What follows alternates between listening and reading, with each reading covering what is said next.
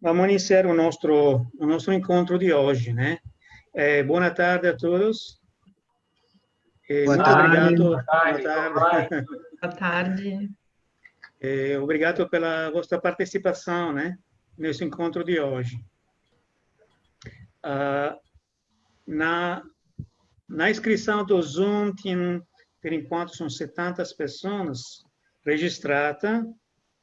E, nesse momento, são mais 17, 18 pessoas, mais ou menos, conectadas, né?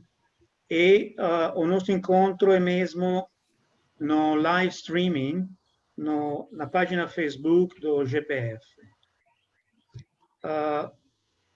O propósito do nosso encontro é muito claro, e o nosso moderador de hoje, o Dr. Flávio Mesquita da Silva, ele vai explicar em forma mais clara o nosso propósito. O Flávio é um caro amigo, já junto com ele participamos de um encontro aqui em Goiânia, no contexto da gestão na área da ambiental. E o Flávio é um experto na construção da paz. Ele trabalhou em muitos lugares do mundo, nos Estados Unidos, na Bélgica, no Brasil. E ele criou uma plataforma extremamente interessante, que é o World Café, que é uma forma de comunicar e uma forma de gestão inovadora, na conexão, no diálogo, na construção da paz. Ele vai ser o nosso moderador de hoje. Porque o GPF organiza esse tipo de encontro? Obviamente, a causa da pandemia, né? Porque todo mundo virou virtual hoje, no encontros. O último encontro foi a semana passada, um encontro internacional pela unificação da Coreia. O planejamento desse encontro foi iniciado já há 2 anos atrás, mas virou a ser um encontro virtual, como em muitos outros encontros nas Nações Unidas, de governo, etc. O mundo virou em forma virtual. Mas o ponto é que o GPF, um dos propósitos do GPF é de individuar o ponto positivo pela construção da paz. Individuar elementos, valores, princípio, plataforma positiva, e não negativa. E é muito mais complicado individuar o elemento positivo dos assuntos. A visão do GPF é uma família só para Deus, mas não em um contexto religioso, mas em um contexto de valores e princípio comum, para criar, para construir uma coesão social real, que impacta a vida dos indivíduos e a vida das famílias, e cria plataforma de cooperação real. No contexto da pandemia, eu acho que a gente, todo dia, tem uma informação muito negativa em relacionamento a esta pandemia.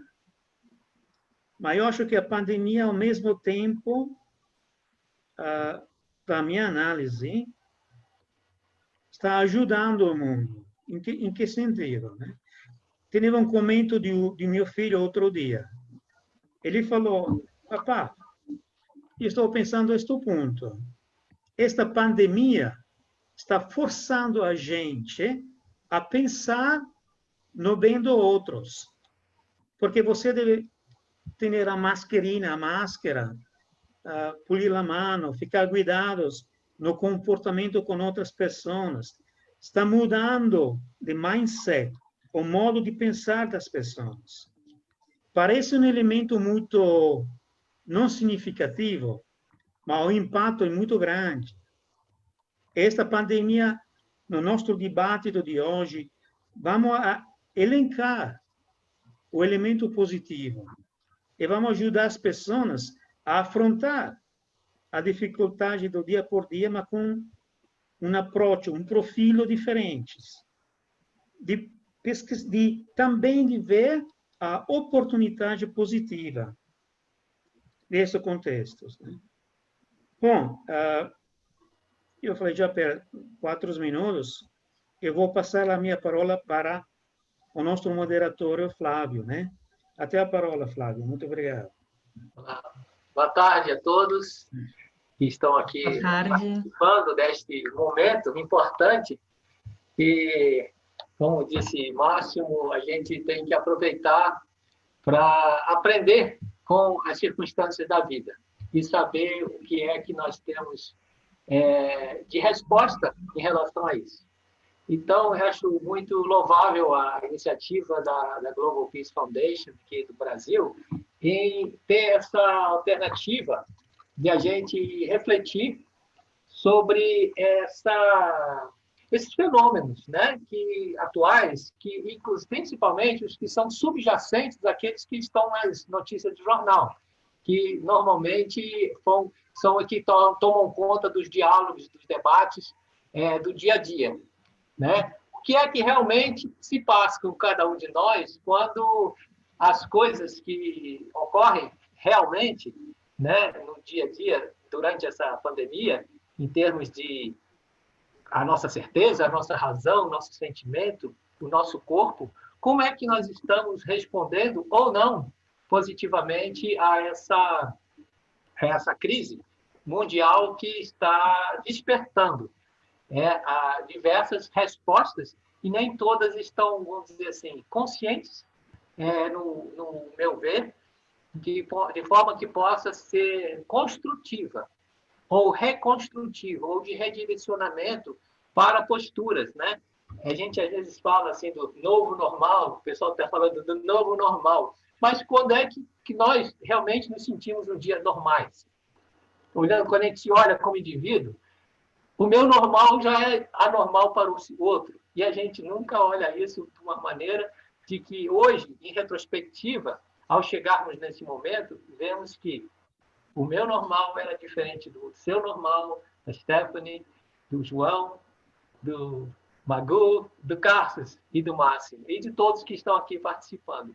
E que, de alguma maneira, passam desapercebido. Como é que nós realmente estamos processando as informações, as sensações, que, na verdade, também são informações no aspecto psicológico, emocional, corporal, né? E espiritual. Como é que é isso?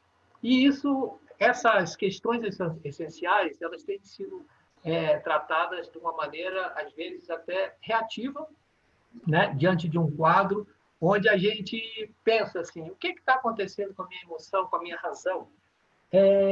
Onde é que está mexendo na minha força interior? Que essa minha força interior, que é de onde poderemos, de alguma forma, formular, individual e coletivamente, espero, ou esperamos, medidas que possam, vamos dizer assim, melhorar a nossa resposta e melhorar a nossa condição de vida planetária, onde cada um possa contribuir de uma maneira mais justa e mais pacífica. Nesse momento, onde nós estamos vivendo uma racionalização de tudo, né? Temos necessidade de uma explicação de tudo, porque a nossa razão, vamos dizer, as nossas certezas estão assim um pouco na erosão daquilo que era antes, não é mais, né? Diante do oportunismo político do mundo, econômico e religioso, né? A relativização do rigor científico e da própria verdade, né? Então, tudo isso faz com que a gente pense, poxa, vamos conversar. Esse formato aqui não é um debate para confrontarmos ideias, mas trazermos perspectivas de caminhos distintos, mas que a gente possa, pela nossa experiência, pelo nosso conhecimento e pela nossa boa vontade, a gente poder criar um caminho de convergência de ideias que a gente possa gerar, vamos dizer, uma ecologia positiva de transformação do nosso pensar e quiçá, dos outros que estão também participando, né? Então, a nossa que descoberta que nós temos feito nesse período, né? Às vezes as pessoas pensam, está sendo importante, né? Algumas pessoas estão tendo novas descobertas, algumas pessoas estão fazendo novos projetos, estão tendo flexibilidade, estão conseguindo se adaptar, né? E esse tipo de debate, vamos dizer, que nós estamos querendo colocar aqui, como disse, não é um debate de confronto, é sim um somatório dessas perspectivas.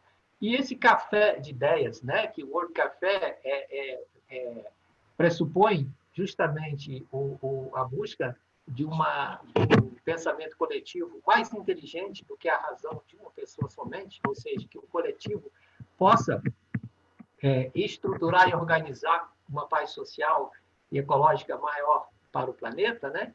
Então, eu sou realmente um dos pioneiros nesse trabalho e acredito muito que esse trabalho que nós estamos iniciando aqui agora, esse momento prazeroso, possa realmente resultar em novas ideias para nós e para aqueles que estão aqui participando direto e indiretamente. Que seja um momento de inspiração e de sabedoria. E eu costumo usar uma metáfora, tá? Mais do que um terminal de bagagem, que eu vou lá pegar a minha bagagem, que eu já tenho, né? Eu convido a todos que isso seja um portão de embarque para uma jornada onde nós possamos explorar. À medida que vamos associando as minhas ideias, as suas, a gente possa realmente construir uma razão, um sentimento que seja mais poderoso e que possa, de alguma forma, nos ajudar a acessar esse ponto de poder, esse ponto de força que nós temos e onde que nós passamos a perceber onde está sendo afetado e possamos, de alguma maneira, redirecionar essa força, esse poder, para respostas mais interessantes. E quanto à dinâmica do trabalho, né? Daqui a pouco eu quero apresentar formalmente nossos queridos convidados, a dinâmica será de participação espontânea de cada um de vocês quatro, que terão até 4 minutos para cada fala, tá? Não é uma palestra, para que vocês possam assim, associar as ideias de um dos outros, fazer perguntas um para os outros e, eventualmente, né, acrescentar alguma ideia para o outro e, assim, a gente somando a nossa participação e clareando, de alguma forma, a nossa compreensão sobre um assunto que é justamente que está no fog, né, nesse nevoeiro onde as notícias de TV, as notícias, as estatísticas que não são positivas, às vezes se sobrepõem a elas e dentro desse nevoeiro certamente tem luz, né? É isso que eu desejo que a gente possa encontrar nessa conversa. Então, à medida que nós formos, eu concluir essa apresentação breve, eu espero que vocês possam, né, participar.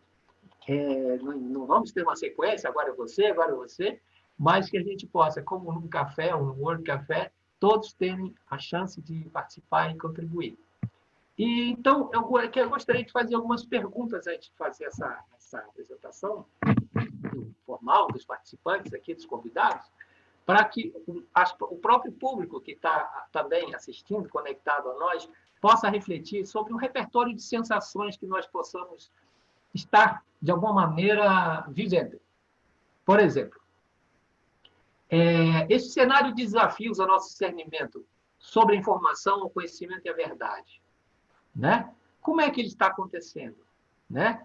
O nosso discernimento sobre o que está sendo informado, o que nós estamos percebendo, aquilo que nós já conhecemos ou deixamos de conhecer e falta para que a gente possa encontrar a verdade. Espiritualmente, eu tenho encontrado momentos para me escutar, né? Como está, nesse momento, meu sistema de crenças e valores? Novos significados emergiram disso tudo? Não é? O meu senso de lugar, a minha paz, a empatia, que lugar ela está ocupando nesse momento? Né? Pessoas que estão passando por dificuldades, conflitos agudos, inclusive, e que, de alguma maneira, né, são desconhecidos da gente. Como está a nossa empatia em relação a isso tudo, se queremos uma paz social? Né? Emocionalmente, hoje em dia, que emoções têm aflorado e com que constância, com que frequência? Eu estou familiarizado com o teor dessa emocionalidade, com a intencionalidade, com a intenção, a intensidade delas, dessas emoções? Como é que está a qualidade do meu pensamento, do meu pensar? Eu estou pensando direito? Né? Estou pensando direito? Estou sendo tolerante com as circunstâncias? Eu gostaria que tudo passasse mais rápido, não é? Fisicamente, como é que eu estou percebendo as respostas do meu corpo aos fenômenos em geral, não é? Como é que isso está ocorrendo? A minha noção de tempo mudou? Esses dias eu estive pensando nisso. Os dias passam, mas o tempo está passando? A impressão é de que viver o presente, nesse momento, é um dos maiores desafios que a humanidade está passando. Não é? O tempo passa, quando diz, nossa, já acabou a semana. Mas é como se o tempo não tivesse passado. Os dias passaram, a semana passou, o mês passou, e o tempo, eu não percebi que ele passou. Não é? Como é que eu estou conseguindo me comunicar usando máscara, né? Sem poder abraçar? Agora mesmo está aqui uma pessoa querida e eu não pude abraçar. Estou vendo pessoas queridas, né? E a gente com vontade de estar perto e abraçar, né? Como é que estamos lidando com a compreensão dos outros, que também estão passando por limitações de compreensão? Nessa parte de como é que elas estão comunicando a sua razão, a sua emoção, as suas carências, né? E tantas outras perdas, como a nossa capacidade de resolver aquilo que gostaríamos de resolver. Talvez estejamos vivendo um falso dilema em relação à perda de controle. Será que perdemos controle ou estamos hoje percebendo que o controle é algo subjetivo e que, de certa forma, nós não temos tanta facilidade, tanta governabilidade sobre todas as coisas que achamos que tínhamos controle? Não é? E assim por diante. Por exemplo, onde está a raiz da nossa esperança, da nossa paciência? Temos conseguido acessar isso? Nesse burburinho, nesse monte de incertezas? Não é? Então, a ideia não é falar do problema, mas descobrirmos que, nesse ponto de poder que nós temos dentro de cada um, onde nasce a paz, onde floresce a paz, está sendo afetado de alguma maneira e está passando desapercebido nesse momento, diante de tantas incertezas, de tantas coisas diferentes que estão acontecendo. Não é? A nossa intimidade mudou nos nossos relacionamentos, né? O poder de mudar também mudou. Certo? Então, qual é a pergunta maior dentro disso tudo? Está no tema desse momento nosso. Como estamos lidando com os fenômenos atuais? De maneira que a gente possa desvelar o nosso poder, por compreendê-lo, né? E podermos, de alguma maneira, individual e coletivamente, dar uma resposta melhor. Então, quero apresentar nossos queridos visitantes, a nossa querida doutora Stephanie Dias, boa tarde. E uma dificuldade que eu creio que, para mim, para o Máximo, foi conseguir resumir o currículo de vocês. Então, deve faltar alguma coisa, certamente, muito importante, cada coisa que a gente vai dizer aqui, mas é a forma de tornar a nossa conversa prática. A doutora Stephanie é docente em língua portuguesa e inglês. Ela também é coordenadora do curso técnico em marketing subsequente do Instituto Federal de Educação, Ciência e Tecnologia, em Farroupilha, campus avançado de Uruguaiana, Rio Grande do Sul. Representou o Brasil na Assembleia Internacional de Jovens Líderes para as Nações Unidas, um programa que anualmente atrai mais de 1.000 estudantes universitários, jovens profissionais e líderes globalmente significativos. Temos também nosso querido Padre Magu, que é Padre Proto-Presbítero, o nome dele todo é Rafael Javier Magu, conhecido como Padre Magu. Muito prazer. É de naturalidade argentina, graduado em Teologia pela Universidade de Balamand, no Líbano, reside atualmente em Goiânia e é responsável pela pastoral do Centro-Oeste do Brasil da Igreja Católica Apostólica Ortodoxa Antioquina.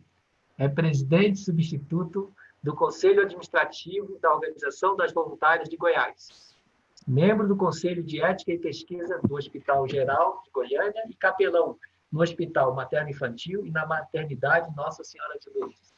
Bem-vindo.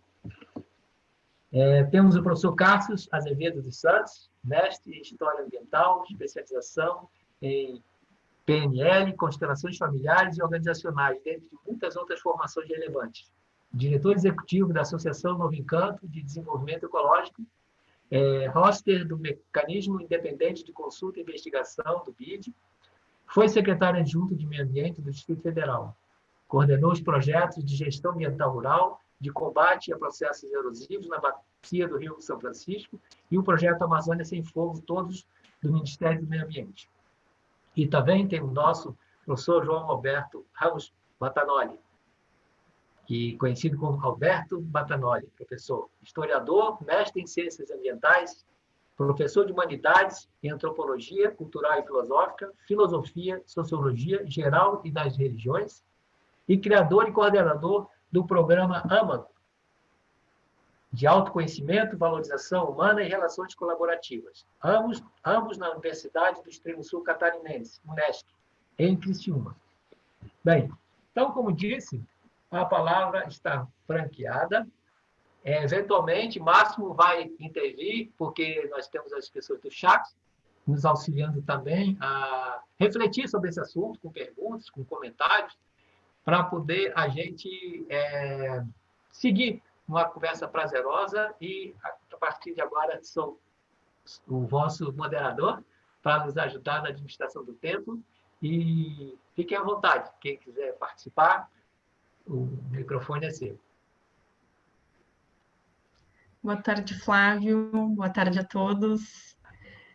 Fico muito feliz com esse convite e muito honrada por dividir esse espaço de fala com vocês.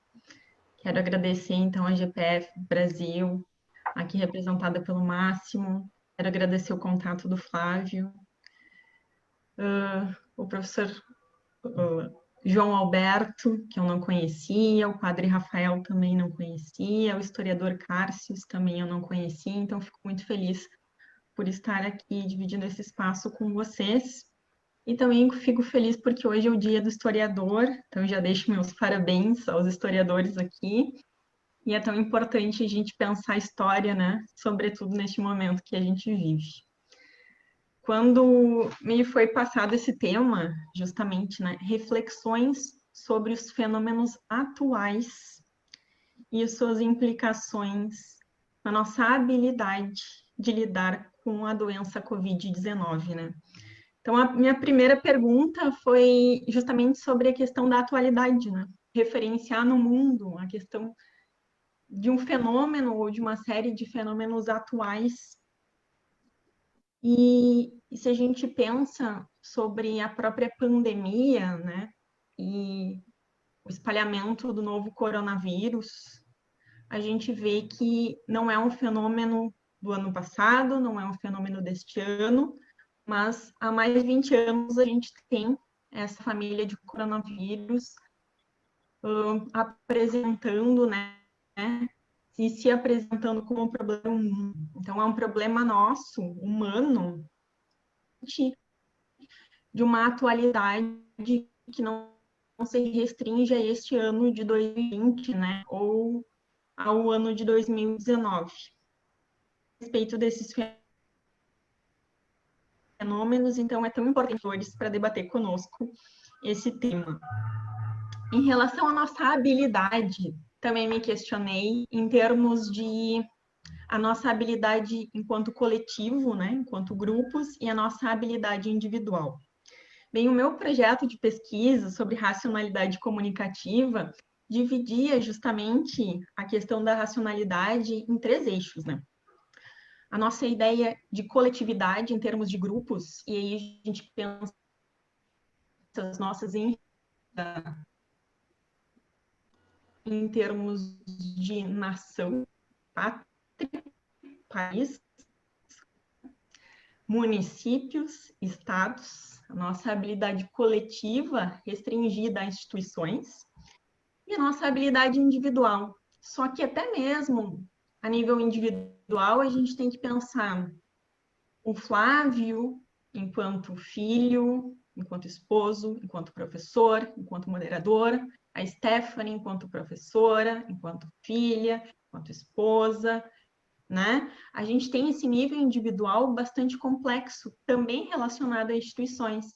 E tem a Stephanie cidadã, e tem aquele número que a gente vê, né, de óbitos, quando nós nos vemos virando estatísticas.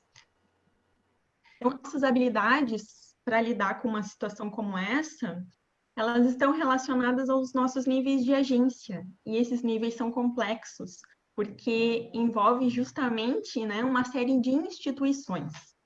Então, relacionando a questão da temporalidade, a questão da nossa agência, tanto coletiva quanto individual, eu, como professora de literatura, não posso deixar de pensar, né, na origem da nossa nacionalidade, né, pegando justamente José de Alencar, que é o grande nome do nacionalismo brasileiro, que inaugura justamente o romantismo, né, na sua vertente nacionalista, e ele dizia para a gente, né, o conhecimento da língua indígena é o melhor critério para a nacionalidade da literatura.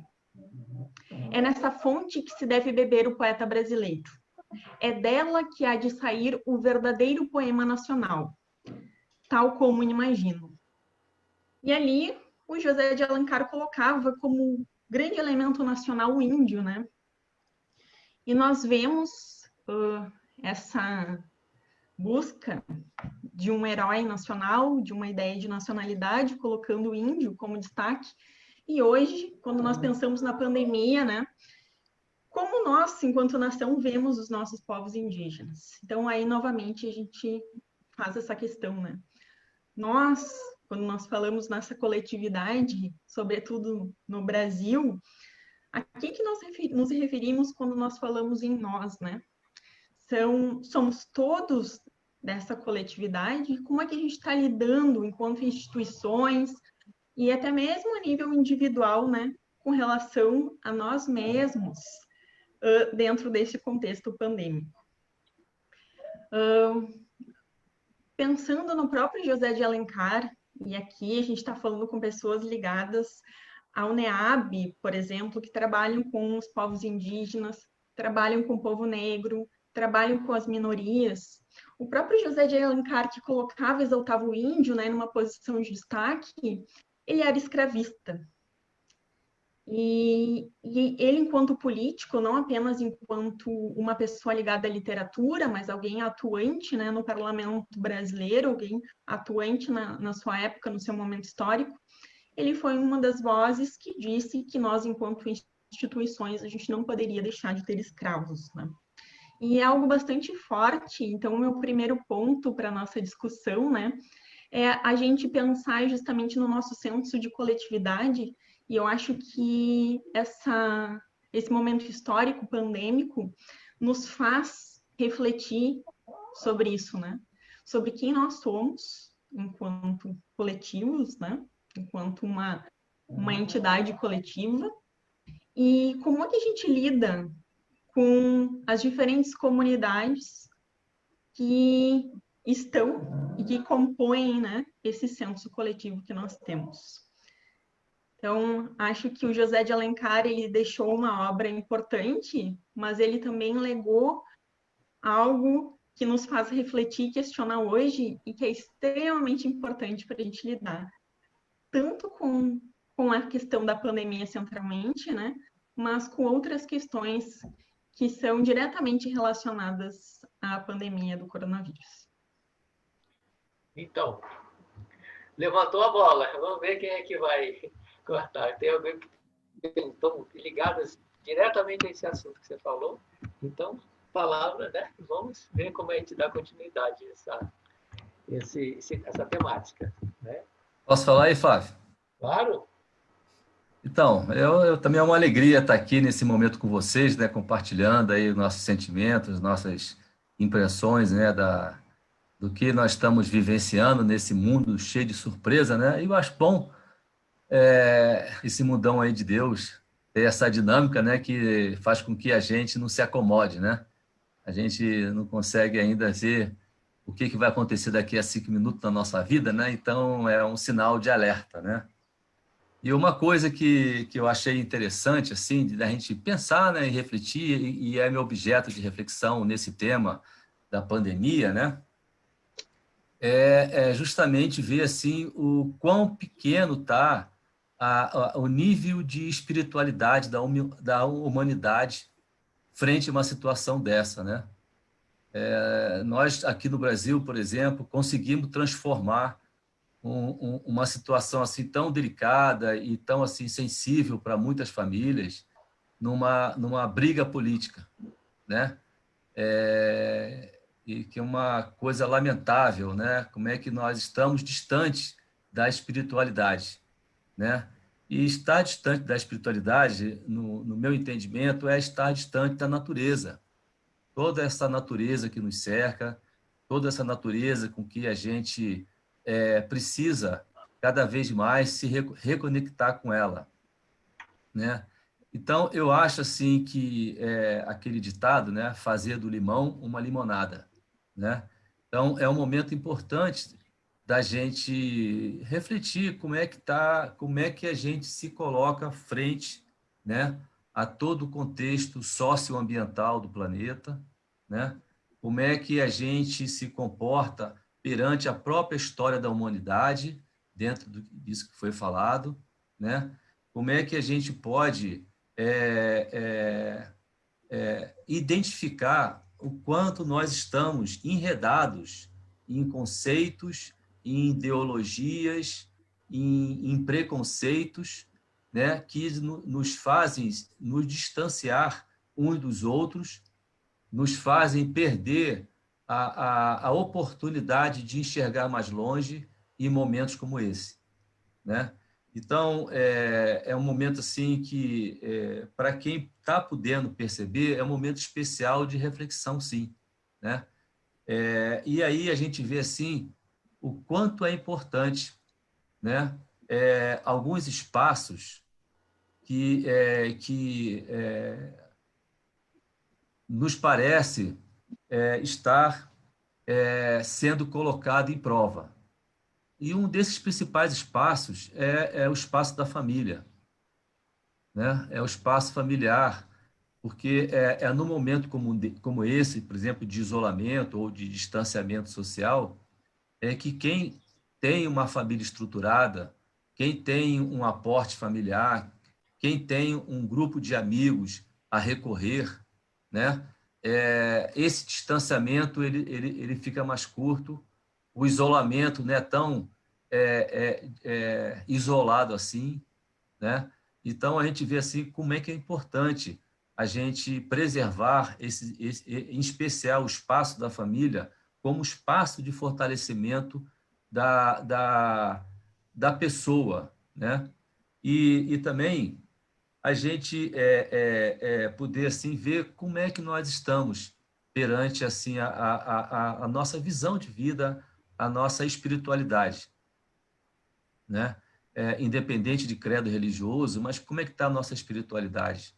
Porque são nesses momentos que a gente pode encontrar algumas respostas que não aparecem nos telejornais, não aparecem nas pesquisas, né? Nós estamos hoje numa situação em que parece que a gente está revivendo períodos da Idade Média, onde a razão ela quer se sobrepor, né, ao aspecto intuitivo, né?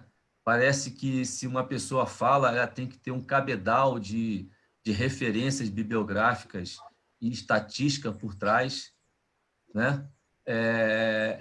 E a gente perde a dimensão das relações humanas, né? E fica uma guerra sem fim, e que não faz bem para ninguém, né? Então, é um momento rico da gente se recolocar perante a nós mesmos, a nossa condição tão pequena, porque, veja, nos estudos que eu já fiz dentro dessa disciplina de história ambiental, né, que é uma disciplina assim, não é muito difundida, mas a gente vê assim como é que, ao longo dos anos, a humanidade se afastou da natureza, né? E, ao longo dos anos a humanidade, de uma forma geral, né, ela quer ter o domínio sobre a natureza, quando a gente não consegue não ter o domínio da própria natureza humana, né? Como é que a gente é fraco? A gente está assim, a gente, sociedade, está sendo assim, milhares de pessoas morreram por um vírus invisível, né? E não é só o coronavírus, são outros vírus que outras situações de pandemia que aconteceram na humanidade, que mostra o quanto nós somos pequenos em relação à força da natureza. E mesmo assim, a sociedade, os seres humanos, pelo menos os que promovem a opinião pública, insistem em dizer que nós temos, digamos assim, o desígnio de sobrepor a natureza, né? Então, eu vejo que é um momento rico, apesar de eu estar solidário às famílias que perderam entes queridos, né? As famílias que se encontram com entes em estados delicado de saúde, né? Mas mesmo assim eu vejo que é um momento muito rico da gente ver o que de positivo a gente pode trazer para a nossa vida. Como é que a gente pode se fortalecer enquanto pessoa, enquanto família, enquanto sociedade, enquanto humanidade, sabe? É a gente perceber que se a gente continuar, né, naquela luta irracional, né,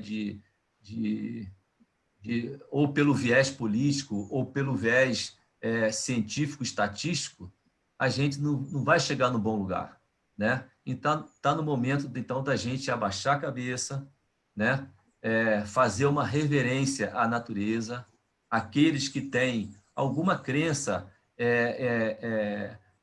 em algum ente espiritual, elevar seu pensamento a ele e pedir assim, inspiração, e pedir conforto, e pedir inteligência, porque é um momento em que, mais do que nunca, nós devemos lembrar, assim, por exemplo, de Salomão, né? Que é um personagem da história da humanidade que precisamos conhecer mais, né? Na sua grande ciência e sabedoria de trazer coisas tão importantes para a humanidade, né? Então, é um momento rico para quem quer aproveitar, como tudo na vida, né? Então, eu estou esperançoso, né? Eu faço parte de uma organização ambientalista que tem, assim, como propósito não fazer uma ação ativista, mas uma ação que promova a reconexão das pessoas com a natureza, dentro da sua mais alta visão, que é a visão da natureza enquanto elementos que nos aproximam com algo maior, com uma força maior que está muito acima de nós, né? Então, espaços como esse que está acontecendo nesse momento, patrocinado aí, promovido pela GPF Brasil, é muito importante, sabe? Porque a gente vê que existem pessoas, e isso eu gosto sempre de lembrar, existem muito mais pessoas fazendo bem do que pessoas praticando mal, né? Quando a gente começar só finalizando, quando a gente começar a dar mais evidência às pessoas que promovem o bem, eu acho que toda a sociedade vai se sentir melhor. É isso. Muito bem. Quem que gostaria de participar agora? Bom, pode ser eu? Pode, claro. Bem-vindo. Ok. Primeiramente, eu quero agradecer a GPF.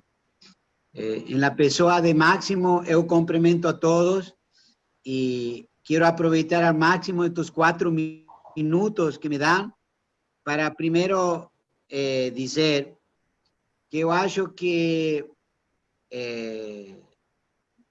una de las cosas que nós estamos preocupados como pessoas que entendemos que la verdadera dimensión de un ser humano es religioso y espiritual, por excelencia, el ser humano es espiritual, tan espiritual que yo doy el ejemplo, en China, por ejemplo, crearon un sistema comunista, creó una iglesia católica paralela, porque ellos vieron que la religión y la fe no es opio del pueblo, pero lo contrario, la fe, como aquí ya Stephanie y João lo manifestó, no es simplemente una fe católica, ortodoxa o evangélica. Lo importante es la fe. Y lo que nos podemos decir, que esta situación de pandemia redescubrió y descubrió las verdaderas virtudes del ser humano y las verdaderas falencias. O que construimos y o que dejamos de construir por estar en esa correría, como decimos comúnmente en un mundo. ¿Cómo uno está? La respuesta es correría. Y hoy esta situación de pandemia nos falou, para, chega, medita, ¿dónde estás? ¿A dónde vas, ser humano? ¿Cuál es su fin? ¿Cuál es su objetivo? ¿Cuál es tu misión? Como você mismo, Fabio, lo manifestó en la introducción. ¿Cuánto estamos sintiendo falta a los seres humanos hoy de ese abrazo, de ese cariño, de ese apretón de mano? ¿Cuánto influye en la emoción del ser humano? ¿Y cuánto nos influye en lo que nos queremos decir? El ser humano no es solo razón, no es solo cuerpo y no solo espíritu. El ser humano es un todo. Y esta pandemia veio a acordarnos y despertarnos y decirnos, gente, olhe lo que acontece en el mundo. Todo ser humano, por más fuerte que sea, pobre o rico, estamos expuestos a lo mismo. O día que nos tenemos que partir.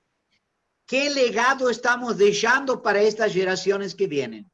¿Qué es lo que estamos plantando hoy? Como Stephanie falou, en el Día de los Historiadores. ¿Qué historia nueva nos queremos hacer? ¿Queremos o no hacer esa historia nueva? Para ter esa innovación de querer hacer esta historia nueva, nos tenemos una sola saída, que es lo que más el ser humano está sufriendo. Él estaba en un sector de conforto, de comodidad. Y hoy es un momento de innovación y de salir de esa comodidad. Ir en busca, nos como pastores, como padres, del que más precisa. ¿Sí? Yo acho que ese es nuestro gran desafío hoy, Fabio, en toda esta situación. O sea, para ter empatía, para ter tolerancia, para no ter medos, y todo eso que você mismo introdució en este encuentro tan importante para manifestar a verdadera dimensión de un ser humano que es espiritual y no es solo una parte material. Yo acho que a chave del suceso hoy en esta nueva sociedad, en este nuevo mundo, es no voltar a lo normal, aprovechar este momento para mudar nuestro ser, para comenzar a ser realmente para lo cual nos fuimos creados. Nos fuimos creados para ser una sola familia, todos hermanos, respetar la naturaleza, respetar a los animales, respetar a aquel que piensa diferente a la gente, porque en definitiva, ¿qué es el amor? O amor es aceitar al otro como es, sin condiciones. Y el verdadero amor, y a medida del amor, justamente, es amar sin especulación, es amar sin límite. Eso es lo que dice Santo Agustinio. Y eso es lo que yo quiero dejar en este día tan importante, en este encuentro, que nos sirvan justamente a este encuentro. Este es un encuentro positivo. Esto es fruto también de esta nueva realidad. Innovar para crear una nueva realidad. Y la única verdad es la realidad. esse é o amor de Cristo. Obrigado. Só um aviso para vocês. Os 4 minutos, mas depois não vão ter outros 4 minutos, até 4 minutos. Nessa primeira rodada de autoapresentações, né? Vamos ter agora o professor Roberto Batanoli, e aí depois nós vamos, cada um, fazer a parte quando quiser, tá bom? Vamos ter a oportunidade de falar outros momentos e continuar o nosso diálogo de uma maneira que a gente possa ir acrescentando experiências e reflexões, né? Eu quero apenas falar 2 coisas interessantes dentro do que já foi falado. Existiu uma pessoa que foi ministro do Meio Ambiente, muitos anos atrás, o Lutzenberger, né? Que ele José, né? Lutzenberger, ele alemão, no Brasil ele foi ecologista bastante radical. Ele falou uma coisa muito importante que hoje está refletindo, que ele disse assim: a maior religião do mundo é o capitalismo, porque até o ateu segue. É um ponto que ele colocou. Outra coisa é uma frase atribuída a um grande antropólogo intelectual dos anos 60, quando ele faleceu, né? E que até hoje a sua obra não foi totalmente reconhecida, que é Gregory Bateson. Uma frase atribuída a ele, mas que ele deve ter falado, mas não está escrito em lugar nenhum. Que disse assim: o maior problema da humanidade é o seguinte: a natureza funciona de um jeito e o homem pensa de outro jeito. Então, essa compreensão mais ampliada, mais sábia, de que nós estamos refletindo aqui, é muito importante, porque a gente pensa que a natureza é uma outra coisa, que nós não fazemos parte, que seja um artigo de consumo nosso. E quando a gente realmente deseja que nossos irmãos das próximas gerações estejam aqui tendo acesso aos recursos que nós temos e poderemos continuar tendo, nós estamos pensando como funciona a natureza, e não somente como nós pensamos nela hoje, como um objeto de utilização, como um produto nosso. E a Stephanie falou uma coisa muito importante, que eu sei que o Batanoli se mexeu na cadeira, quando ela falou dos povos indígenas. Ele tem uma coisa interessante para falar sobre isso, não sei se ele quer falar, mas eu vejo que ele tem alguma coisa a contribuir nisso aí, além das reflexões outras dele. Tá bom? Muito boa tarde a todos, e a Stephanie especialmente. E eu digo especialmente porque eu me mexi na cadeira, Stephanie, porque fez vibrar o meu coração quando eu ouvi a palavra da minha cidade, Uruguaiana. Eu estou há 30 anos fora de Uruguaiana, e a cada mudança de estação eu sonho com Uruguaiana, eu sonho com as árvores, com as esquinas, com o pampa, né? Aquela imensidão que ensina para a gente que nós também no coração temos uma imensidão a ser explorada, sabe? Então, para mim, é uma grata alegria estar aqui conversando com vocês, especialmente com a Stephanie, que me leva a minha memória até a minha cidade do coração, onde eu nasci, e também eu estar cercado aqui por pares assim tão nobres e com currículos tão extensos, e mais do que isso, está a serviço de uma causa nobre, que é a paz, que é a consciência ambiental, que são os valores humanos. Eu posso falar a partir de uma instituição a que eu sirvo há 32 anos, que é a Universidade do Extremo Sul Catarinense, que há 30 anos se propôs lutar por uma missão que é educar para promover a qualidade e a sustentabilidade do ambiente de vida. E dentro disso, isso é uma missão construída coletivamente, e dentro disso a gente veio desenvolvendo, então, a compreensão sistêmica dessas palavras. O que é educar? O que é qualidade? O que é sustentabilidade? O que é ambiente de vida, né? Então, educar a gente considera como um processo explicitado em toda a obra de Paulo Freire, e também dentro da etimologia da própria palavra, de desenvolver de dentro para fora. Então, respeitar o conteúdo de cada um, respeitar a história de vida de cada um, respeitar o ser de cada um, né, muito além do conteúdo intelectual que ele vai adquirir numa universidade. Então, isso aí já nos dá uma outra dimensão do ser humano. Quando a gente fala em qualidade, a gente fala em tudo que é relacionado com a ética e com a estética, né, com o bem e com o belo, né, em nome da harmonia, que é o que a gente pode perceber pela abertura da percepção, e não apenas pela racionalidade.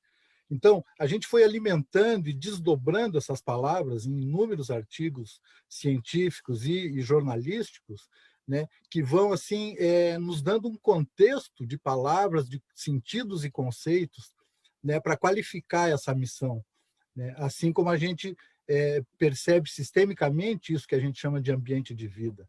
A gente deixa de acreditar que um ambiente de vida existe lá fora, com a fauna, com a flora apenas, mas ele começa dentro de nós. A primeira dimensão do ambiente de vida é em nós, é a nossa estrutura biológica, né? Onde nós temos que procurar saúde, procurar um equilíbrio, porque nós somos feitos de água, nós somos feitos de ar, de terra, que são o que nos une com a natureza, né? A segunda dimensão é a dimensão social, é a dimensão das relações humanas, onde nós devemos desenvolver essas virtudes de que todos aqui falaram, né? Esse potencial humano que de tanto se ressente, né, os últimos séculos da história do mundo ocidental, onde desenvolvemos uma trajetória bonita, importante, que deixa um legado fantástico de conquistas científicas e tecnológicas, mas deixa um vácuo, uma lacuna imensa no que tange ao autoconhecimento. Então, dentro dessa universidade, dentro desse contexto histórico, eu também sou historiador, a gente cria essa missão com essas significâncias, onde cabe um programa dedicado exclusivamente para o autoconhecimento, que é o âmago. Quer dizer, tudo isso me dá muita esperança.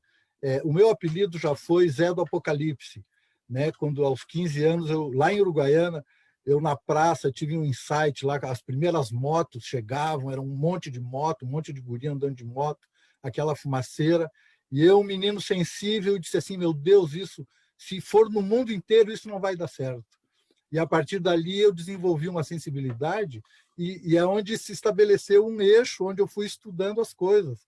Primeiro eu estudava no contraponto da esperança, né? Eu comecei a estudar as profecias e os futurólogos mais pessimistas e tal, até que com o tempo eu digo, não, mas eu tenho que achar um jeito de que tudo tenha um propósito, porque essa criação maravilhosa que eu percebo, né? Esse processo que eu percebo dentro de mim, que eu percebo nas minhas relações, que eu percebo na natureza em si, isso tem que ter um sentido e um propósito.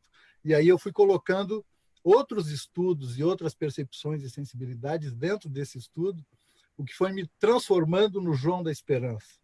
Então, hoje eu sou o João da Esperança, né? E o maior fundamento que eu tenho para ser convictamente esperançoso com o futuro da humanidade não é a esperança nesse modelo de sociedade, de civilização que nós desenvolvemos prodigiosamente nos últimos 4 séculos, né? E que deixa um legado fantástico, maravilhoso, e graças a ele nós estamos aqui, cada um num lugar do Brasil ou do mundo, e conversando, né? E trocando informações e sensibilidades, mas deixa esse vácuo, mas cumpriu deixa esse legado e cumpriu a sua missão.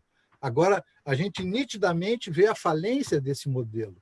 Não dá para continuar um modelo civilizatório, né, que trata a natureza como objeto de mercado, né? E uma outra grande frase do Lutzenberger, o nosso saudoso Lutzenberger, pioneiro da HPAN aqui em Porto Alegre, deixou 2 centros de vivências Gaia, a Fundação Gaia aqui.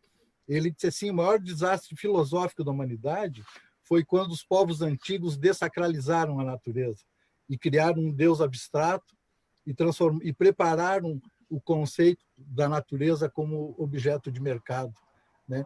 Então, isso também é uma provocação e também é uma reflexão que a gente faz na construção dessa mentalidade que se apropriou do mundo durante 4 séculos e que agora exige o contraponto, ou o a favor ponto, né? O a favor da humanidade. Porque nós, e nas conversas com os indígenas, eu posso retomar isso depois, a gente percebe assim que nitidamente assim esse modelo de sociedade, à medida que ela deixou essas conquistas maravilhosas, ela sacrificou o que há de mais sagrado na vida humana, que é a natureza, que é o verdadeiro grande livro de Deus, onde está tudo escrito, né? E onde a vida se mostra e Deus se mostra, e nós transformamos isso numa mercadoria, e sacrificando o sistema nervoso humano, sacrificando as relações humanas, onde antes dessa pandemia nós tínhamos outra silenciosa, que era inerente ao estilo de vida que se tinha como normal, né? Que era os dados da Organização Mundial da Saúde acusando 90% dos atendimentos ambulatoriais no Ocidente se deve a estresse, depressão, ansiedade, né? Patologias nitidamente de caráter social, quer dizer, o estilo de vida nos leva a ter essas patologias. Então, um modelo desse jeito não pode ter continuidade dentro de uma natureza que tem propósito. O que mais me dá convicção da força da esperança que habita em mim é os 300 jovens que passam pela minha mão a cada semestre. Então, eu vejo crescer significativamente o contingente de jovens com a mentalidade diferenciada, com espírito comunitário, com consciência ambiental, altamente solidários, altamente empreendedores, inteligentíssimos e não ambiciosos, e não gananciosos e não materialistas, querendo benefícios coletivos, né? Então, eu vejo assim que a gente continua avançando tecnologicamente e a lacuna deve ser preenchida com a ampliação da consciência, com o desenvolvimento da consciência, que a própria natureza providencia por meio da evolução pelas gerações, né? E pelos exemplos que vêm sendo dados pela multiplicação de ONGs, de OCIPs, de criação de redes, de fenômenos sociais incríveis que às vezes não têm muita visibilidade, mas que são, como o Carlos falou, eu acredito que são muito maioria do que aquilo que é negativo. Eu falava com o Máximo antes da abertura, eu sempre digo assim, o mal ele faz mais barulho, ele faz mais propaganda, ele é mais notável. O bem é silencioso porque ele tem essência, ele vai permeando e transformando, né? Isso me dá muita esperança porque eu consigo perceber esse bem muito além das instituições religiosas, mas da espiritualidade que é o sentido próprio e mais profundo da natureza, né? Eu acho que eu já passei meus 4 minutos, como professor, a gente vai falando e eu peço que vocês me prestem atenção aí pelo tempo. Passasse 2 vezes esses 4 minutos. Então, perdão, então. Não, esse primeiro momento eu sei que é de entusiasmo, né? Só para facilitar, acompanhar a conversa, que de propósito, nós, assim, a pedido do Máximo e por uma questão até de coerência com a necessidade, a gente vê com o que a gente no coletivo pode construir e, de repente, a gente pode... que tem tantas coisas importantes que estão falando. Por exemplo, uma das coisas que até que eu comentei no começo e que eu vi se falando agora, e que a gente acaba levando para o nível institucional ou coletivo. Mas eu acho que a nossa reflexão, essa é a grande promessa, né? E a grande manifestação que nos dá esperança. Mas onde é que está o nosso ponto de esperança? Né? Assim, independente da sociedade organizada, seja da religião organizada, onde a fé pode ser praticada e ser desenvolvida comunitariamente, onde é que reside esse ponto? Daquele momento em que cidadão, o ser humano, né? Ou seja, o indígena, que às vezes está sendo impactado pela desorganização social, onde é que nós vamos buscar esse tesouro? Né? Onde, quando assim, o tesouro que Deus depositou em cada um. Onde é que no pandemônio, no meio do pandemônio, né? E que agudizado pela pandemia, onde é que nós vamos acessar e como vamos acessar esse ponto de poder, esse tesouro que Deus criou e que está no nosso coração? Onde é que está a lâmpada? O botão da lâmpada. Aí eu gostaria de fazer uma provocação nisso aí, porque vocês disseram muita coisa importante, inclusive você, Batanoli. Desculpa só dar aquela interrompida para a gente poder virar a roda, para a gente chegar a ver se a gente consegue ir no âmago toda essa questão, que eu acho que mais interessa, assim, o que é que tem para mim? Não é? O que é que tem para mim para eu poder dar o meu primeiro passo com autonomia, com aquilo assim, eu estou fazendo aquilo, vem de mim. Então, o convite a vocês não foi à toa, eu sei que todos vocês têm uma caminhada super importante nesse momento de organização, ou reorganização, e a provocação é justamente que nós vamos chegar em todos esses assuntos que vocês estão falando, e, principalmente, tecer um tecido novo, onde a gente possa, assim, de alguma forma, contribuir para quem está nos assistindo, para que eles possam também fazer as perguntas. Eu sei que o Marcos Mesquita levantou a mão lá, eu não sei se o Máximo está conversando com ele, mas eu gostaria de ver esse ponto que você trouxe para a superfície, muito importante, esse ponto da esperança, do João Esperança. De onde que ele veio?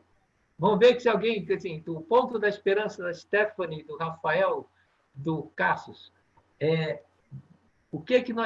onde que nós estamos emanando isso? Onde é que nós nos encontramos, né, na subjetividade de maneira transpessoal e que pode fazer, vamos dizer assim, gerar mais esperança e mais fé e mais realidade? Flávio, sim, nesse tipo de provocação que você apresentou agora, eu acho que, na minha experiência personal, no último 3, 4 meses, porque o meu trabalho com a Global Peace Foundation, mesmo na gestão do meu business, eu tive contato a nível global. Chegou um ponto extremamente interessante. O ponto que foi explicado agora, né, do palestrantes, é impressionante como a opinião, a essência da opinião de cada palestrante hoje é a mesma das pessoas que eu encontro e falo que vivem na Índia, que vivem na Itália, na França, na Inglaterra, nos Estados Unidos, na Mongólia, no Japão. É impressionante. E como é ser humano, o sentido do ser, a necessidade do ser humano fora da cultura, fora da tradição, fora da nacionalidade deles, né? A essência é exatamente a mesma. E a necessidade são exatamente a mesma. Não muda. É uma coisa muito interessante. Para mim, esta pandemia tem um propósito providencial, porque forçou na humanidade, forçou o ser humano a pensar, a refletir em forma diferente. E não em um contexto local, em um país, ou em uma localidade, mas num contexto global. E toda a humanidade que está envolvida neste tipo de crise. Mas, para mim, essa é uma crise positiva.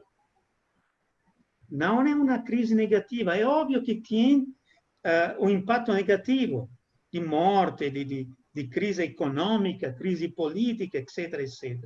Mas, da um ponto de vista, né, interior, é positivo. Porque está forçando a gente a refletir, ao pensar a morte de uma forma diferente, a afrontar a vida e o valor da vida em forma diferente. É muito interessante o que está acontecendo hoje. E eu acho que esta pandemia vai criar frutos inovadores de vida, de forma de vida, de gestão de forma de vida, de relacionamento entre as pessoas e de desenvolvimento de novas ideias. Porque uma força do ser humano é a capacidade de adaptar-se, de adaptar na condição, pessoa para viver. É uma força inata no ser humano, que parte de nós. Quindi eu acho que vai a chegar lá na frente, né, um monte de frutos inovadores. Estão já fatos presentes no momento. Tem muita gente hoje que trabalha na sua casa, com um trabalho virtual. Ficou um boom global, com criação de novos startups, novos sistemas, novas coisas. É impressionante. Mas, para mim, o ponto mais importante nesse assunto é o elemento interior, espiritual. Está enfatizando o valor espiritual interior das pessoas. E a pessoa não gosta, muita gente, de entrar nesse campo, mas este contexto força a humanidade a entrar lá.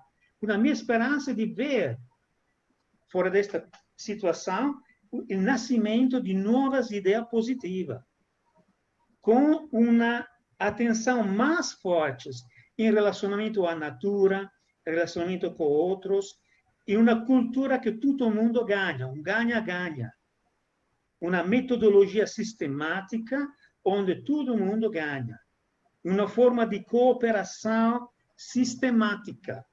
Porque é claro que para combater esta pandemia precisa uma cooperação real, positiva, general, local e global.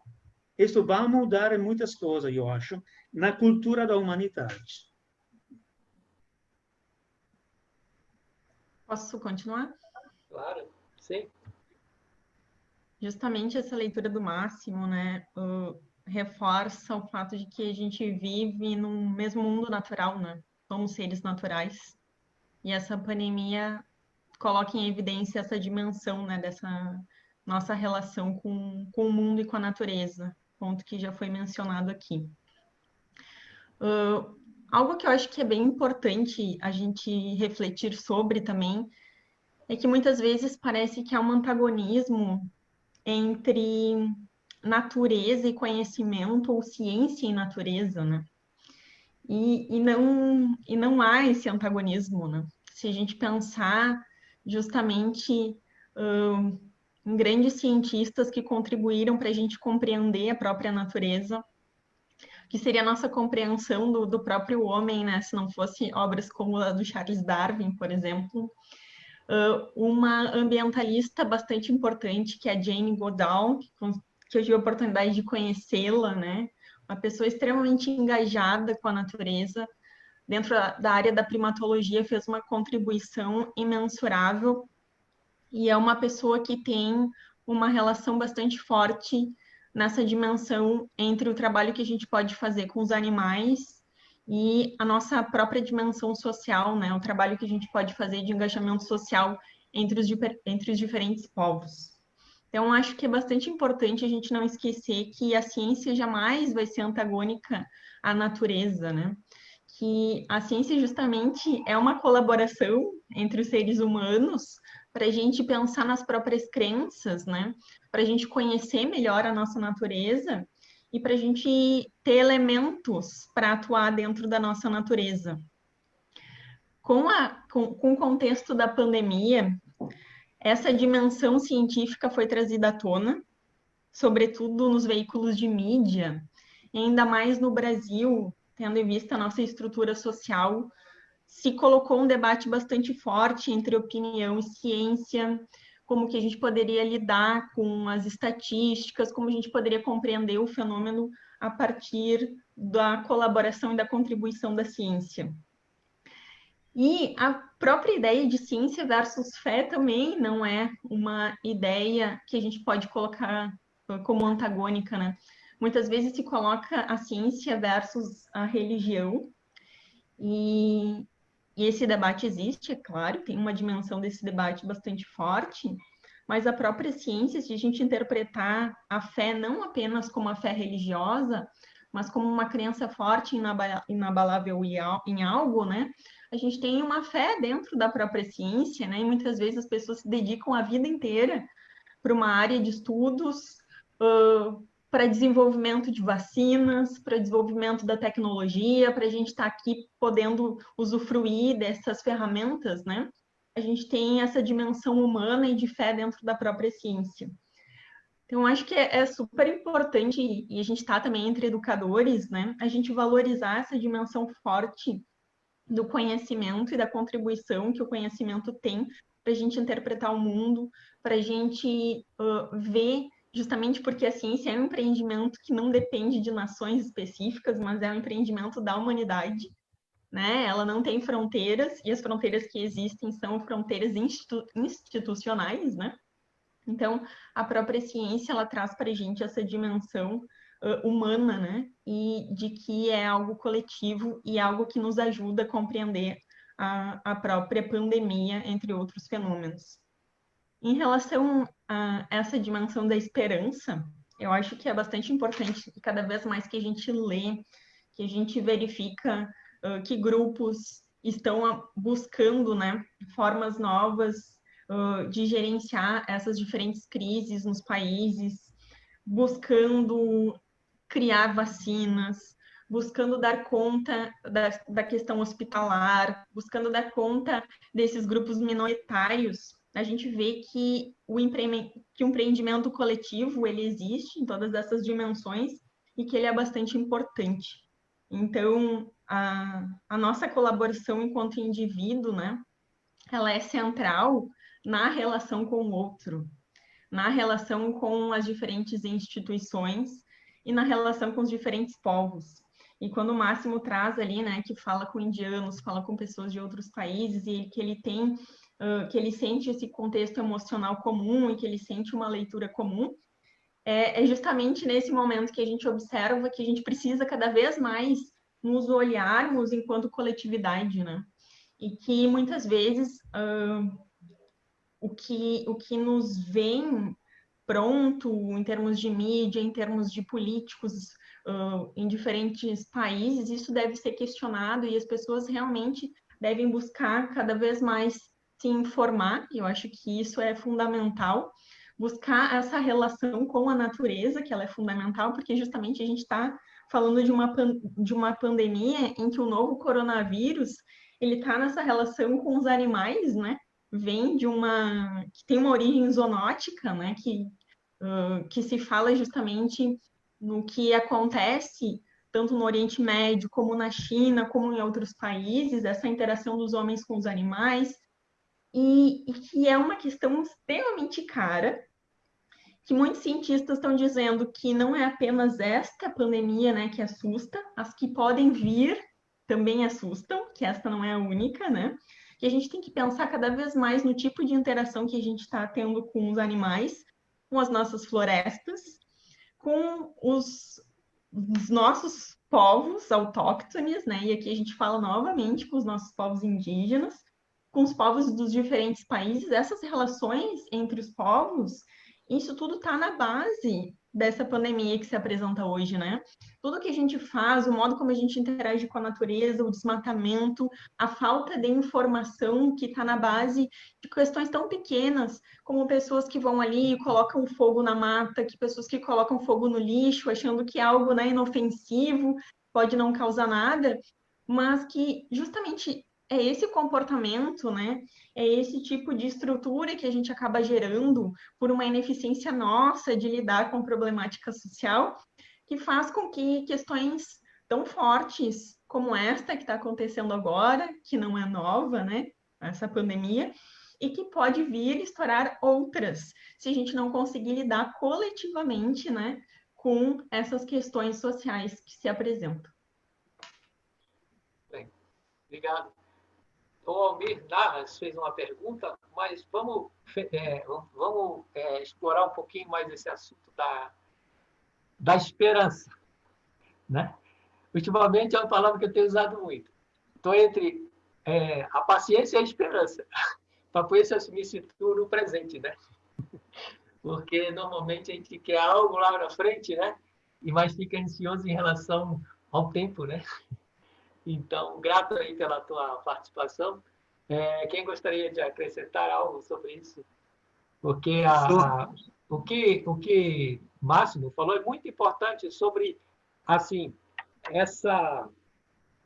nós estamos vindo do mesmo ponto, mas como a Juanita Brown, que realmente é a fundadora do World Café, falou para mim,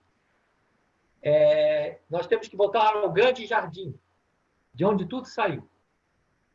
Né? E tomamos feições diferentes, línguas diferentes, né? Viramos uma Babel, mas no fundo viemos de um lugar só.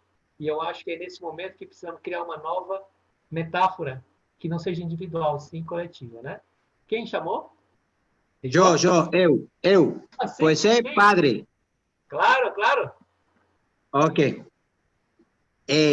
Só para continuar a linha de Stephanie, que falou al final del sentido coletivo, comunitário, eu acho que, para mim, o simbolismo mais importante de caminhar com esperança para o frente, que dá continuidade, é justamente o sentido da solidariedade, sim? O povo nosso é solidário. E eu sempre digo uma frase que lo disse inclusive o Papa Francisco sempre. Para divinizar, primeiro temos que humanizar, sim? Humanizar para divinizar. Então, eu acho que se nesta pandemia nos sirve para valorizar o importante que somos nós, como seres humanos, como comunidade, morrer como indivíduo en sentido de número e pensar em uma pessoa como um todo, ¿sí? Eu acho que vai por aí. A pessoa não é uma parte, não é um ato de pesquisa. A pessoa é um todo. E sem comunidade nos sentimos sozinhos. Nós sempre nos decimos uma frase: quando uno se salva em comunidade. Quando peca, peca sozinho. Quando erra, eu erro.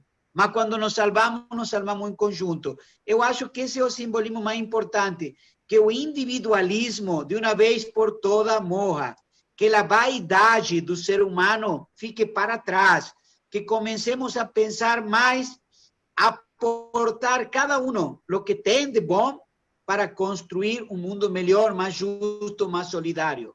Eu acho que nós podemos, sim, e como todos falamos aqui, lo bom é muito mais forte. Uma luz na estrada a 20 quilômetros, você la vê em meio da escuridade. Uma luz. A luz sempre é mais forte que a escuridade. E essa é a nossa esperança, saber que o bem é mais forte. Tá bom. Graças. Alguém mais quer contribuir?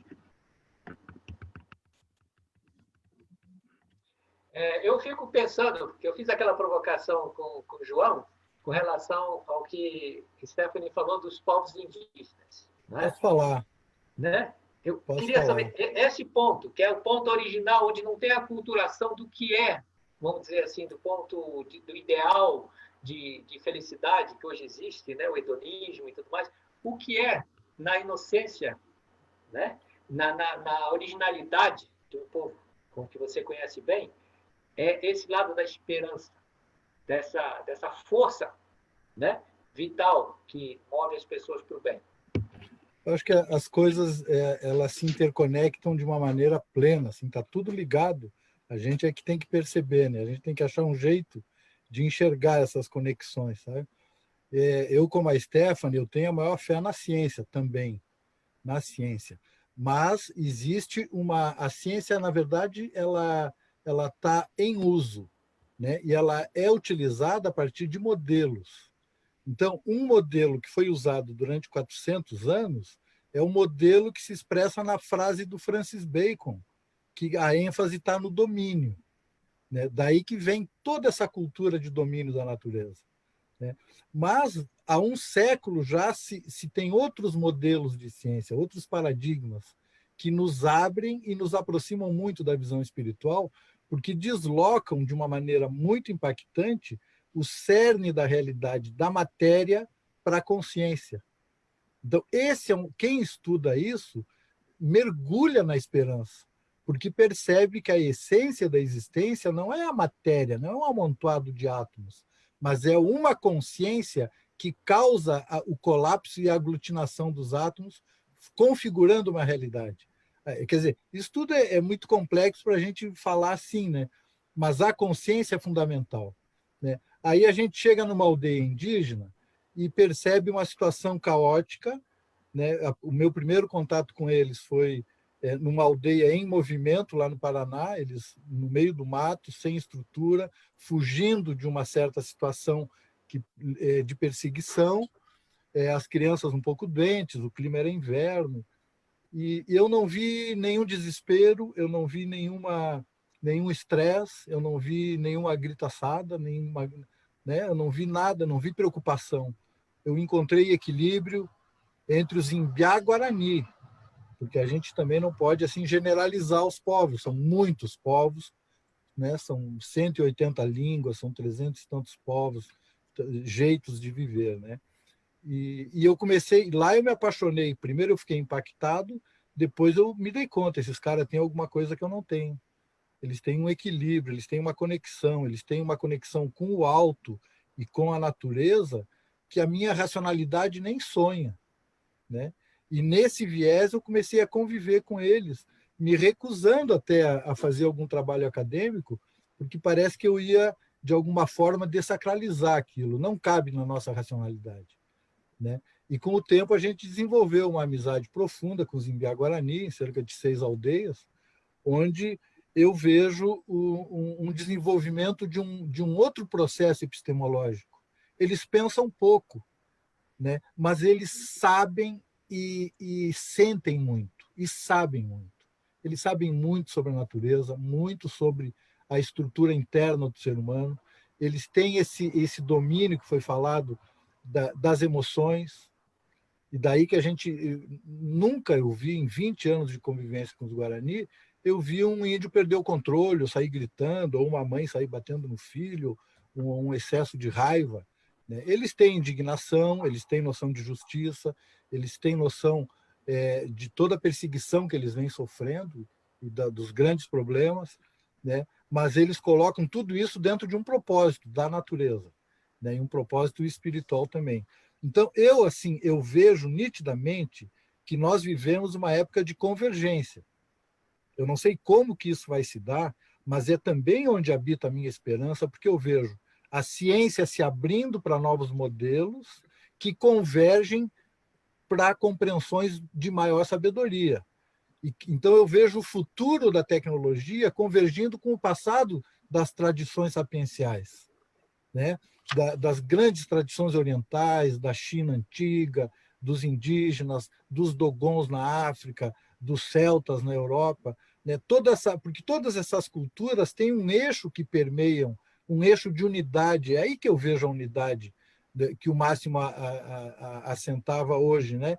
Ele que conviveu em tantos países, vendo assim, a emoção das pessoas é a mesma, o viés da esperança é o mesmo, a estrutura é a mesma. Todos nós temos um intelecto, uma inteligência emocional e uma inteligência espiritual, além de outras 1000 tipos de inteligências correspondentes a algumas habilidades, mas essas 3 são estruturais, e nós focamos muito na racionalidade e perdendo a conexão com essas 2 inteligências mais profundas, que são as responsáveis pela nossa conexão uns com os outros e com o todo, né? Que a inteligência espiritual é um processo neurológico que nos dá a condição de perceber o sentido e a interdependência de todas as coisas. E a inteligência emocional, ela corresponde a uma neurologia que nos dá condições de compreender o que é empatia, né? Como realidade da integração de todos os seres, né? Não é que empatia seja eu sentir o que o outro está sentindo para estender a mão. Isso é uma consequência. Empatia é a consciência de que nós estamos todos intimamente conectados pela emoção. O que eu sinto, em algum grau, o outro sente, né? E estamos conectados biologicamente, somos um tecido biológico, formando alguma coisa nesse grande organismo chamado Terra, chamado Gaia, né? Então, são novos modelos de compreensão que apontam para um coletivo mais essencial, né? Baseado em valores humanos, baseado na unidade da humanidade, né?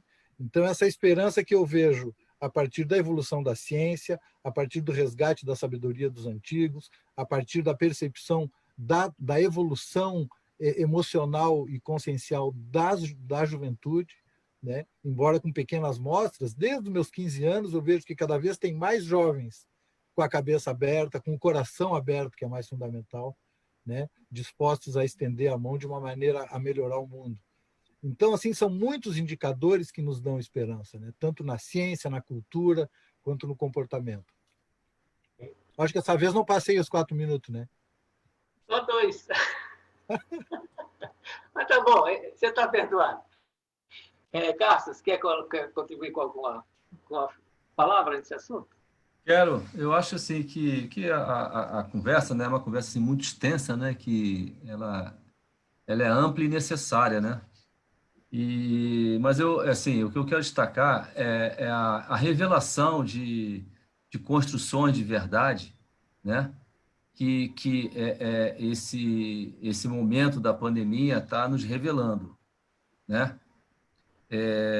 A gente vê assim que situações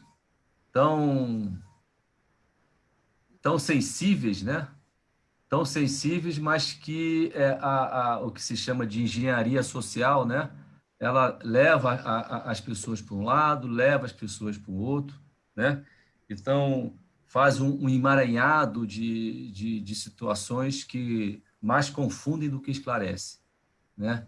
Então, como o objeto da nossa conversa hoje está relacionado com a questão da pandemia, né, eu quero destacar isso, sabe? Assim, que a necessidade da gente nos alertar e alertar as pessoas próximas de que a construção de verdades, essa situação da engenharia social que muitas vezes levam as pessoas para um processo depreciativo e depressivo, né?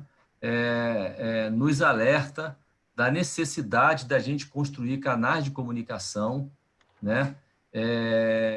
Que possam trazer com mais leveza, com mais clareza, né? Mensagens, né? de esperança, né? Porque assim, o meu sentimento hoje é que a sociedade está sendo massacrada, né? Massacrada por um conjunto de informações. A juventude está em risco, a integridade da saúde mental da juventude está em risco, pelo massacre que estão sofrendo, pelos meios de comunicação, pelo acesso descabido da internet, o mau uso dos sistemas de comunicação, a maldade que se faz com a juventude, né? Assim, algo que assim, precisamos estar alertos, né? Da gente que tem um pouco mais de vivência, um pouco mais de experiência na vida, né? A gente poder lembrar, né, que a juventude ela está numa outra rotação, né? E muito mais sujeita às intempéries, né, desse processo que é muito danoso, né, de mau uso dos meios de comunicação do que nós, né? Então, fica aí para mim essa mensagem, né, assim, da gente, que todos nós que estamos, de alguma forma ou outra, envolvidos em movimentos, em instituições, envolvidos em espaços coletivos, da gente poder contribuir nesse aspecto, né? Porque assim, o que se apresentam nas entrelinhas, né, são situações pesadas, situações que mais prejudicam do que contribuem, né? Então, existe toda uma roupagem dentro da engenharia social de uma aparente coisa boa, de uma aparente informação positiva, né? Mas que, no fundo, está carregada de maldade, de situações que realmente precisamos estar alerta, porque talvez, se a gente não se cuidar, uma das sequelas da pandemia vai ser uma sociedade ainda mais doente, do ponto de vista emocional, do ponto de vista mental, do ponto de vista social, né? Então, é uma coisa que diz respeito a todos, e eu foco nesse aspecto, sabe? Da gente poder trabalhar dentro de uma comunicação de fato positiva, dentro de uma comunicação que elevem, né, o senso de integridade da pessoa, que elevem as pessoas a uma coisa maior, né, do que nós estamos vendo por aí. Então, acho que é isso. Você trouxe um assunto que acabou ligando à pergunta que o Almir fez há minutos atrás. Interessante, como é que as ideias vão se formando, né? E criando uma ecologia interessante, né? Almir Narras, ele é uma pessoa bastante competente, intelectual e conhece gente e preocupado também com essa ação de como é que a gente organiza, né, a sociedade de uma maneira, você falou da engenharia social que seja favorável a isso, espaços de participação, né, Cássio, você falou isso, outros falaram também.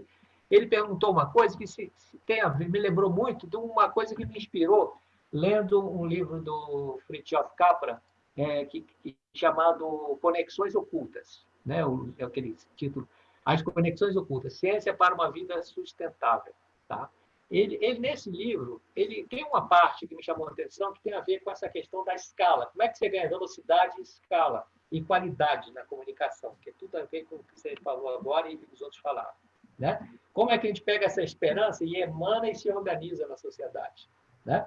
E lá no livro dele, ele fala justamente isso. O mercado de capitais, por exemplo. Ele dá um exemplo de um fenômeno natural, um cataclismo num país, e que, na velocidade da luz, em minutos, segundos, a economia, grande parte da economia, migrou para outros países, para outros mercados. Né? E o povo ficou no aé, né? Realmente sem saber sequer da notícia.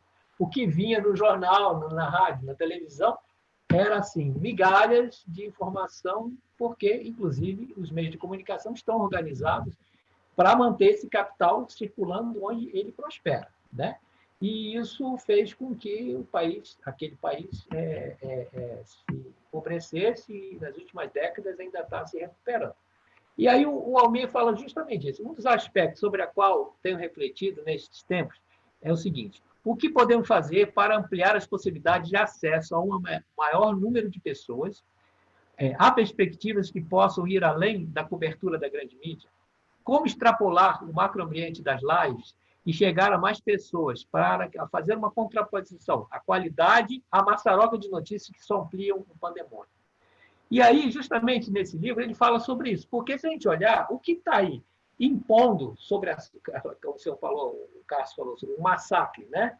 Em termos de informação e inversão de valores e outros interesses escusos, eles estão impondo ou oprimindo a sociedade, porque ele está organizado, muito bem organizado. Não é? Embora a gente use a palavra bem, eles estão assim, são competentes na organização deles para manter seus interesses. E a sociedade não tem esse tipo de organização. Né? Tanto que o trabalho que nós fizemos no Ceará, por exemplo, dando como exemplo, né, a paz organizada. Não pode ser de qualquer jeito. Não é? A gente olha assim, a nossa sociedade está organizada. Não, o crime está.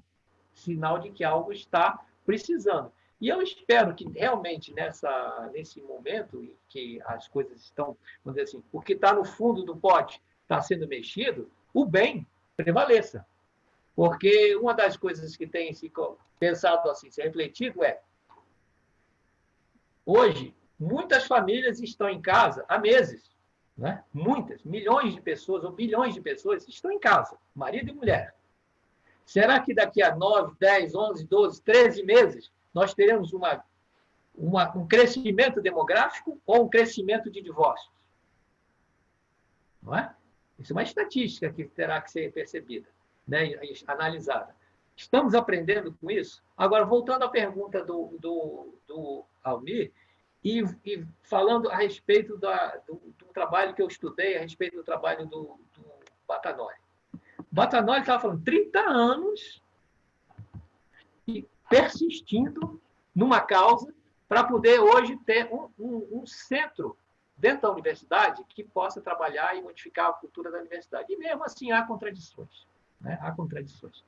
Então eu vejo que a possibilidade de a favor do que não presta, do que não serve para o bem comum, está calcado em tecnologias de grande efetividade, com certeza poderão vir em favor do bem comum.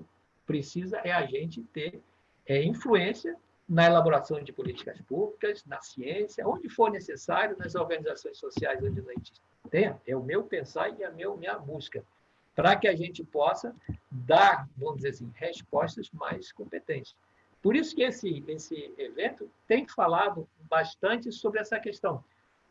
Qual é o ponto de partida? Qual é o nosso jardim central para onde nós estamos retornando para juntos construir ideias? Né? Como é que podemos criar um momento que se multiplique como esse? Né? Existem formas. Né? Existem formas. A tecnologia de comunicação, essas plataformas, permitem que centenas de pessoas, milhares de pessoas possam trabalhar ao mesmo tempo. precisa de um pouquinho mais de pesquisa e um pouco mais de perseverança. Mas eu vejo que essa fala de vocês está nos trazendo essa noção, né? Qual é assim, a metáfora que nos une? Qual é a simbologia que traduz esse anseio? Não é?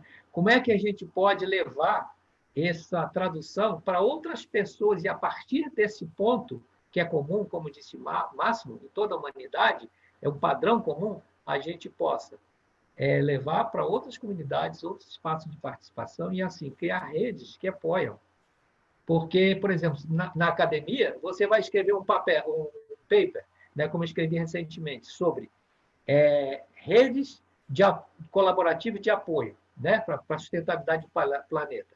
Você cria rede de apoio para a sustentabilidade, com colaboração.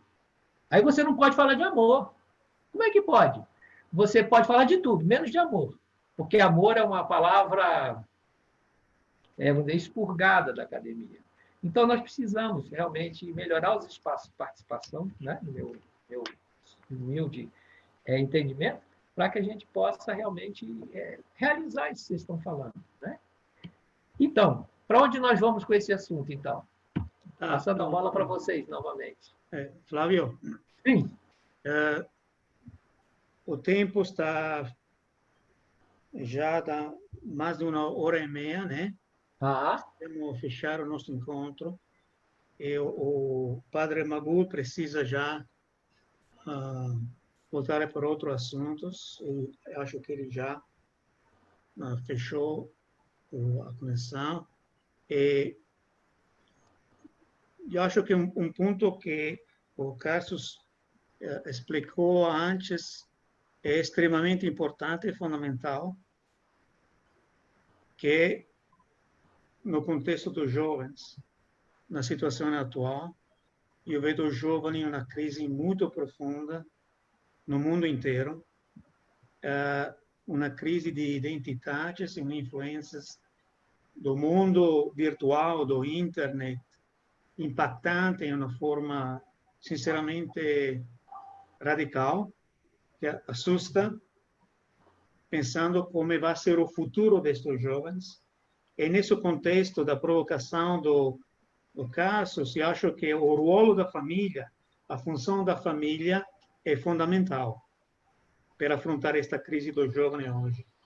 E eu acho que a pandemia enfatizou muito a importância da família e do relacionamento familiar positivo. Ao mesmo tempo, o fechamento, o lockdown, provocou uma reação extremamente negativa, mas, ao mesmo tempo, criou situação de confronto no contexto familiar para resolver assuntos que nunca foram afrontados antes. E a família é ponto-chave para resolver a maioria destes assuntos que o nosso grupo articulou hoje. A função e o rolo da família na sociedade hoje é fundamental. E, em relacionamento a perguntas lá de uma divulgação maior no mídia, etc., isso é muito complexo e complicado. É por isso que hoje existe a social media. E social media cria esta oportunidade com o canal YouTube, Facebook, Instagram, TikTok, etc., etc., para a divulgação, né, da informação e das ideias. Mas, por favor, Flávio, você pode fechar, porque precisamos fechar a nossa reunião agora. Obrigado. Tá bom. Muito obrigado. Bem, esse é um assunto que ele não para aqui, mas temos um tempo, né, para que a gente possa, vamos dizer, dar nosso recado. Acho que ele foi bem dado. Agradecer muito a participação de vocês. Eu vejo que ninguém combinou nada antes, né? E eu vi uma convergência, assim, eu como homem otimista já esperava isso, né? Então, confiava que isso vinha acontecer. E o que eu quero deixar como pergunta para, vamos dizer, para a sequência dos dias, né? O que nós estamos, assim, em vez de dizer o para onde esse momento o que nós estamos levando desse momento, para onde esse momento está nos levando. Não é? O que é que nós acrescentamos, né, no nosso sentimento, na nossa razão, que possa, de alguma maneira, fazer com que a gente, amanhã, mais tarde, hoje, possa já ter uma modificação, um insight, um telefonema, para algum de nós aqui, ou para alguém que a gente conhece, e diga assim, tive uma ideia. Né? Eu estou com vontade de fazer isso. Vamos nos unir. Então, agradeço muito e parabéns, Máximo, pela iniciativa. Tá? Agradeço pela oportunidade e espero que tenha sido bom para todos que estiveram presentes e que a nossa mensagem tenha sido bem recebida. Obrigado a todos. Jesus abençoe. Muito bom. Parabéns. Obrigado. Até a próxima.